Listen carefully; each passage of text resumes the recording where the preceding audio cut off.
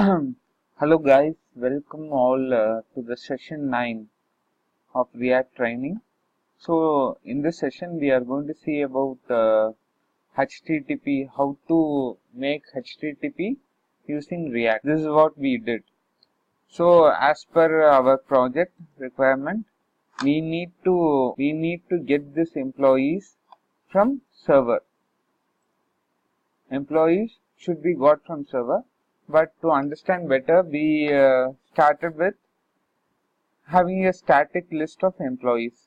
As you see here, we have a static list of employees, but our final requirement is to get this list from a server.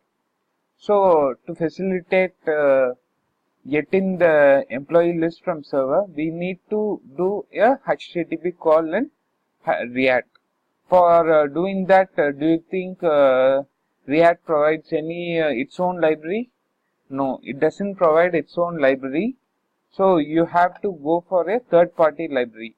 Third-party library is named. We normally use axios for that. We can go to this third-party library, and here all the information has been given how to make use of that to do HTTP call.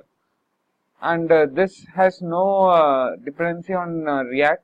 It doesn't say that it works only for React. It is a third-party library which can be used for anything. So let me first install axios in my project folder. For that I will go to WebStorm and Tools, and I will open a terminal. I think I can go down, just paste it up.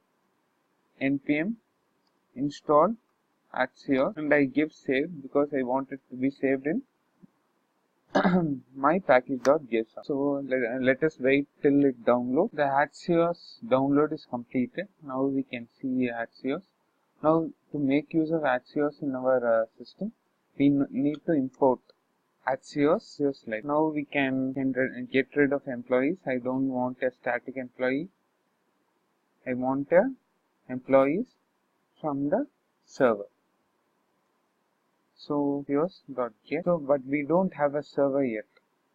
Let us understand about the server, creating a dummy server in the coming session.